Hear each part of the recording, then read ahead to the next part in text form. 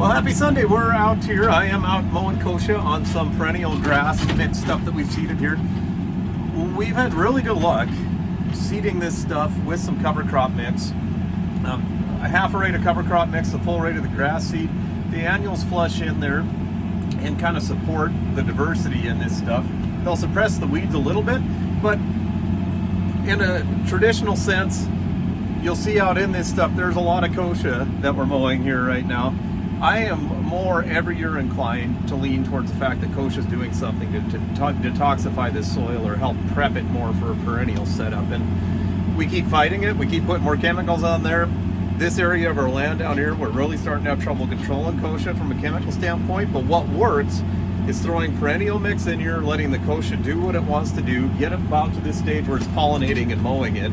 And the reason for mowing this is so that all this kochia doesn't break off, roll across over into the crop ground that's next to us or whatever, and perpetuate our problems. So if anything, everything to the east of us here was actually just perennial grass. I don't think mowing the kochia would really benefit us. We'd probably be better off just letting it go so it would catch some snow. The other good thing the mowing does here is it releases the plants underneath this stuff to get a bunch of sunlight and grow into the fall. So as we look down in under this canopy, you're going to see there's a lot of grass mix coming in under this kochia.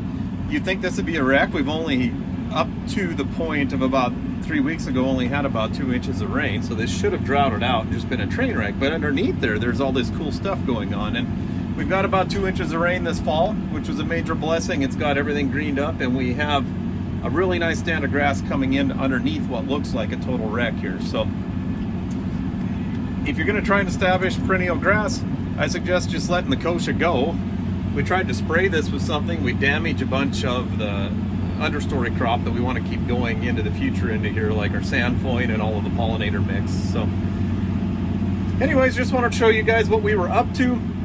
I think what would be a really cool thing for soil health would be to roll into like a 4 or 5 year perennial rotation like this, graze it for 3 or 4 years, which we're going to do here, and then if you want to, then go either spray that or terminate it somehow, maybe try and terminate it with cattle and seed annual crops back into that. But what's neat about the 5-year break or 7-year break in here with these being in perennials is we get completely away with using chemicals and fertilizer.